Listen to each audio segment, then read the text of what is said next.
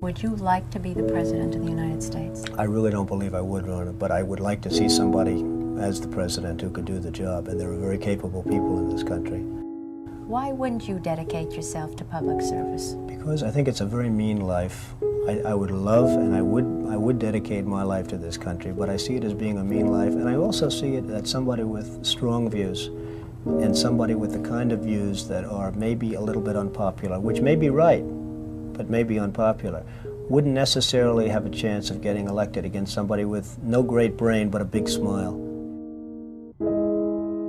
This sounds like political presidential talk to me, and I know people have talked to you about whether or not you want to run. Would you ever? Probably not, but I do get tired of seeing the country ripped off. Why would you not? I just don't think I really have the inclination to do it. I love what I'm doing. I really like it. Also, it doesn't pay as well. No, it doesn't. But, you know, I just probably wouldn't do it, Oprah. I probably wouldn't, but I do get tired of seeing what's happening with this country. And if it got so bad, I would never want to rule it out totally, because I really am tired of seeing what's happening with this country, how we're really making other people live like kings, and we're not. You've said, though, that if you did run for president, you believe you'd win. Well, I don't know. I think I'd win. I tell you what, I wouldn't go in to lose. I've never gone in to lose in my life. And if I did decide to do it, I think I'd be inclined, I would say that I would have a hell of a chance of winning, because I think people, I don't know how your audience feels, but I think people are tired of seeing the United States ripped off. And I can't promise you everything, but I can tell you one thing: this country would make one hell of a lot of money from those people that for 25 years have taken advantage. It wouldn't be the way it's been, believe me. But you might be classified as an Eastern Republican. Fair? Well, I guess you could say that, yes. Which means kind of a Rockefeller, Chase Manhattan Republican? I never thought of it in those terms. How do you define it? Are you a Bush Republican? No, I think I'm really, the people that I do best with are the people that drive the taxis. You know, wealthy people don't like me, because I'm competing against them all the time, and they don't like me, and I like to win. The fact is, I go down the streets of New York, and the people that really like me are the taxi drivers and the workers, etc., etc. I mean, I really get a great response. Why are you a Republican? I have no idea. I mean, I am a Republican because I just believe in certain principles of the Republican Party. You have flirted with the idea of politics. Now you're here at your first national convention. Does that get you interested in possibly making the plunge? Now you have to tell me something. Who told you I flirted? Well, I didn't know that I flirted with. Well, you took out full-page ads in the New York Times to talk about your foreign policy. Some people would say... I do feel very strongly about the country. I love the country. You've become a role model in this country. The reason that your book sells, the reason that your board game sells, is because people are looking to leaders. People are looking for values, and you're one of the people. And it's no... You may dismiss it, but people are talking about, you know, Donald Trump for president. What they're really talking about is Donald Trump, show us the way. Well, be the true white hat. I'm, again, somebody that has a good instinct financially. I have had historically. I've followed markets. I've been going in the right direction, whether it's New York real estate or stocks or whatever. I know from a common sense financial standpoint that something has to burst. When a country is losing billions and billions and billions of dollars a year, and when other countries are making hundreds of billions of dollars, something is going to burst, and it's going to start here. I know it. It's a question of when. To me, it's not a question if, it's a question of when. And unless we're going to solve our problem, and the problem is caused by our allies, unless we're going to solve that problem, this country is in very, very big trouble. And I'm not talking recession kind of trouble, I'm talking depression kind of trouble. Would you really like to take over and run the country as you have run your organization? I would much prefer that somebody else do it. I just don't know if the somebody else is there. I don't know if we have the kind of advocate that you need. We need major surgery. This country needs major surgery. Are you the surgeon? I think I do a fantastic job, but I really would prefer not doing it. Are you saying you will take it home if drafted? No, I'm not saying that. I'm saying that I hope that somebody comes along who can be an advocate, and I think that somebody will be so popular, But you haven't seen he anybody. or she will be the most, but I don't see it now. I wish that person were there. But again, I do know one thing. It's not a question. This country is losing hundreds of billions. It's not a question if, it's a question when. I have never understood how this is possible. I have never understood how somebody throughout this country didn't sue the United States government and have that overturned. I mean, you had people, investors, investing over a 10-year period for under a set of conditions. And this is, as I was talking before, playing the game. We're all playing by a certain set of rules. The rules were changed for the government, but they weren't changed for us. I mean, it was an incredible circumstance that happened. And people went bust by the hundreds of thousands, and I hope you weren't one of them in terms of that, but obviously you know a lot of people that were.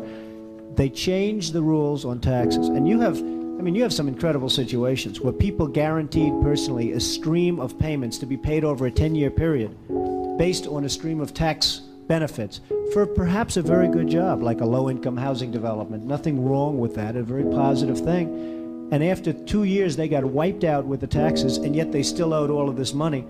And many of these people, most of these people, had to declare bankruptcy. They couldn't pay it. I deal with foreigners all the time. I deal with foreign leaders all the time. I know many of the foreign leaders probably better than a lot of the so-called candidates that are running on the Republican and Democratic tickets. I think I'd get along very well with them. And I think you'd have a lot less gridlock in Washington if I decide to do this and if I won. You know, nobody talks about the soldiers that are coming back with no arms and no legs. And I saw at Mar-a-Lago on Mondays, I make Mar-a-Lago my club that you know about. In Palm Beach. I make that twice now. On a Monday, I let returning Iraqi injured soldiers come to the premises. The most beautiful people I've ever seen, but they're missing arms and legs. They're with their wives, sometimes they're with their girlfriends, and the tears are coming down the faces of these people.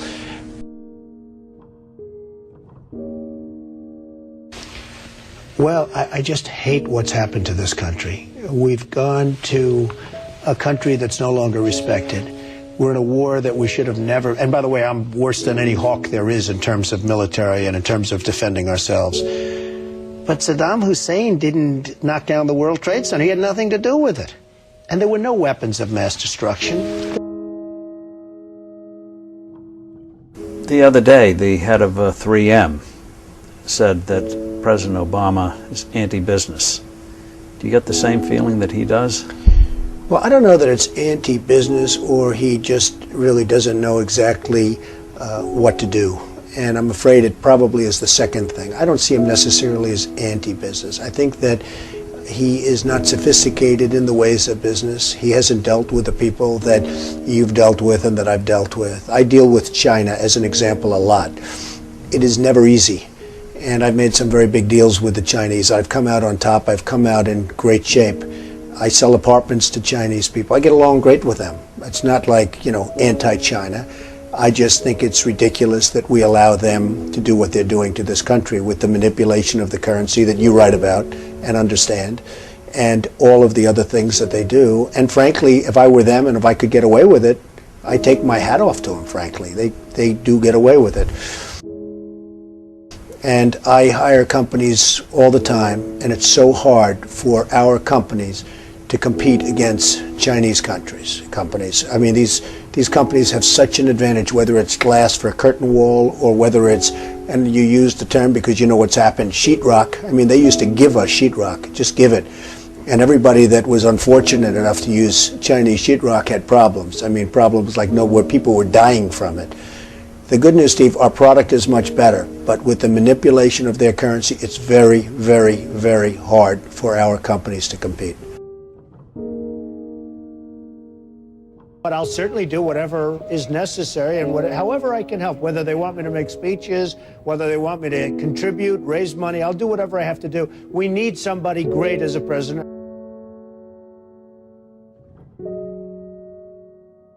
I know that you were mentioning that Aaron and I did a kind of an interesting video not that long ago in August about how things have fallen apart. But at that point, the only people who were saying it were us and you. I was saying it a long time ago. And frankly, they're talking about 50 basis points. I think you should drop it a point, a full, solid 100 basis points, and just sit back and see.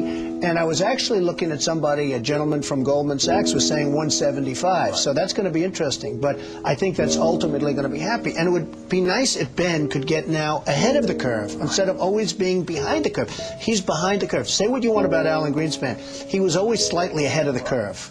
And that was always brilliant. And he had this incredible reputation. I think Ben has to get a little bit ahead of the curve. He has to do something dramatic. And I really think what he should do is surprise the hell out of everyone and do it 100. And let's see what happens. That would be big.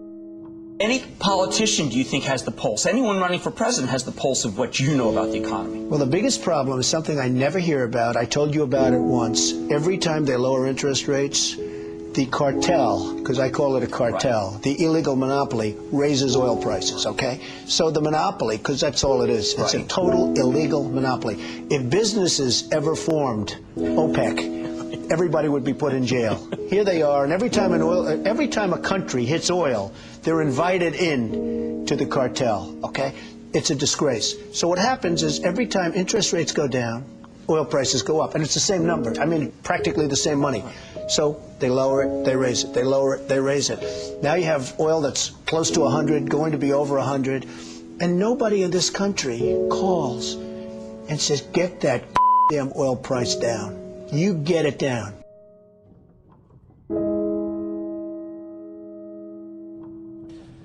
But I have to tell you that our country is in serious, serious trouble. We owe $17 trillion our debt. How do you pay off $17 trillion? Nobody ever heard the expression a number of years ago. The word trillion. We have debt that's beyond belief. We have deficits that nobody can even comprehend. China, which I've been talking about for the last 5 years, yesterday, right in our face, they just devalued their currency. Now, for those that don't understand devaluation, what they're basically doing is saying, we're really ripping you big league. Nobody's ever done it better than us, but now we're going to really do it again. And the reason they did it, and everybody was surprised by it, was because our leadership is so weak and so pathetic that they can get away with it. And believe me, they're taking our jobs, and they're taking a big league. And China's not the only one. You look at other countries, they're all doing the same thing. They have no respect for our leader, and frankly, they have no respect any longer for our great country. And it's so simple to solve. What we need is a strong economy. What we need is jobs. Now, you hear these phony job numbers, 6.7%. The 6.7% is probably 21 or 22% real numbers. When you give up looking for a job, it's like they consider you employed. It's amazing. They changed this. You know, in the old days, if you had people that couldn't find work, they couldn't find work. Today, such a huge number. Now you look at what's going on with Afghanistan. You have Karzai that's treating our president like he doesn't even exist. So they make a deal, and I'm not advocating stay, because frankly, I want to build this country. I want to build these schools. I don't want to build a school in Afghanistan, a road going to the school, watch it get built up and then blown up 4 times, and they keep rebuilding and rebuilding, and you go to Brooklyn, New York, and you can't have schools. You go to Iowa, you can't. You go to wherever you go, and you can't have schools. Because we don't have any money, because we're spending it in other places where, frankly, they don't want us, and I don't want them. And it's amazing.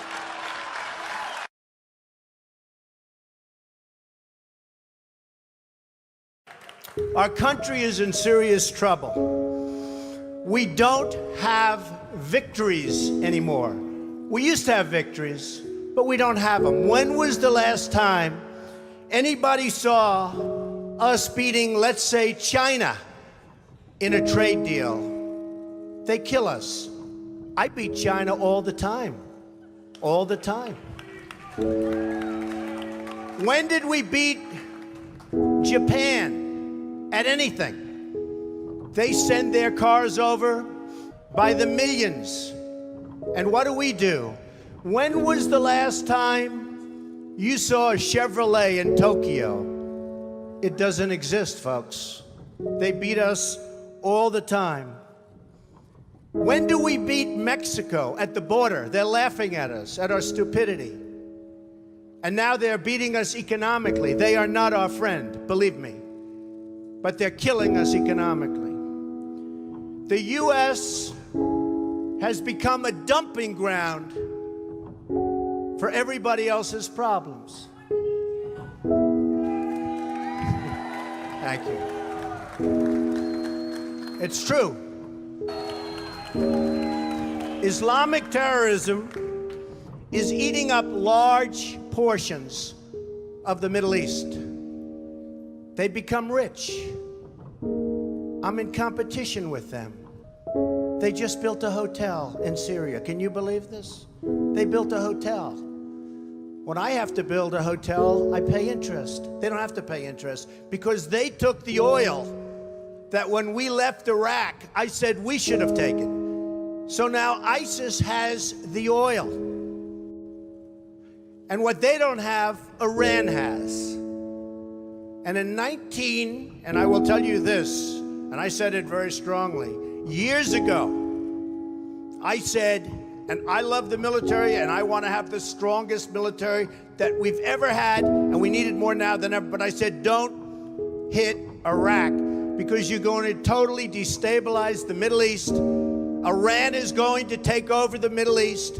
Iran and somebody else will get the oil, and it turned out that Iran is now taking over Iraq. Think of it. Iran is taking over Iraq, and they're taking it over big league. We spent $2 trillion in Iraq. $2 trillion. We lost thousands of lives, thousands in Iraq. We have wounded soldiers who I love. They're great. All over the place. Thousands and thousands of wounded soldiers. And we have nothing. We can't even go there. We have nothing. And every time we give Iraq equipment, the first time a bullet goes off in the air, they leave it.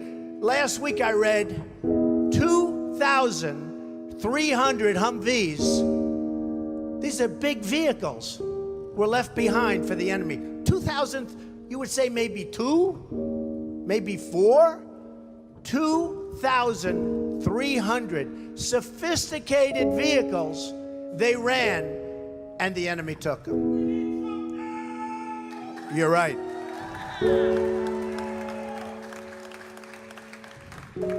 Last quarter, it was just announced, our gross domestic product, a sign of strength, right? But not for us. It was below zero. Who ever heard of this? It's never below zero.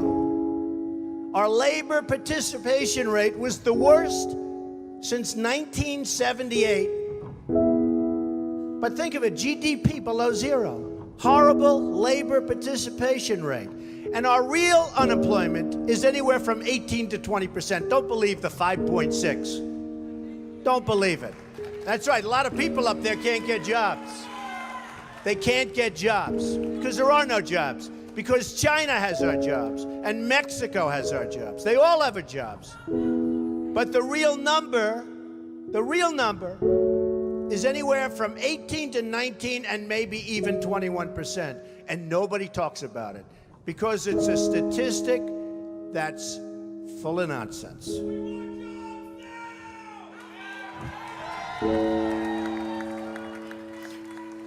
Our enemies are getting stronger and stronger by the day, and we as a country are getting weaker. Even our nuclear arsenal doesn't work. It came out recently. They have equipment that's 30 years old. They don't even know if it worked. And I thought it was horrible when it was broadcast on television, because boy, does that send signals to Putin and all of the other people that look at us and they say, that is a group of people, and that is a nation that truly has no clue. They don't know what they're doing. They don't know what they're doing. We have a disaster called the big lie, Obamacare. Obamacare. Yesterday it came out that costs are going for people up 29, 39, 49, and even 55%. And deductibles are through the roof. You have to get hit by a tractor, literally a tractor, to use it.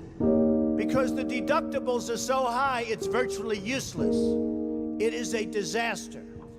And remember the $5 billion website. $5 billion we spent on a website. And to this day, it doesn't work.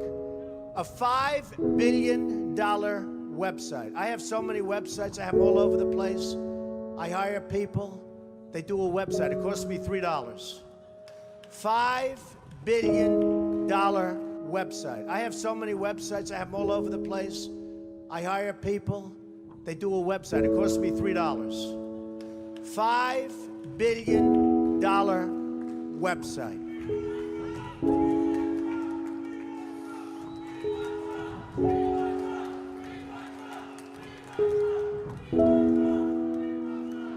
Well, you need somebody, because politicians are all talk, no action. Nothing's going to get done. They will not bring us, believe me, to the promised land.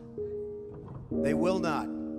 As an example, I've been on the circuit making speeches, and I hear my fellow Republicans, and they're wonderful people. I like them. They all want me to support them. They don't know how to bring it about. They come up to my office. I'm meeting with 3 of them in the next week, and they don't know. Are you running? Are you not running? Could we have your support?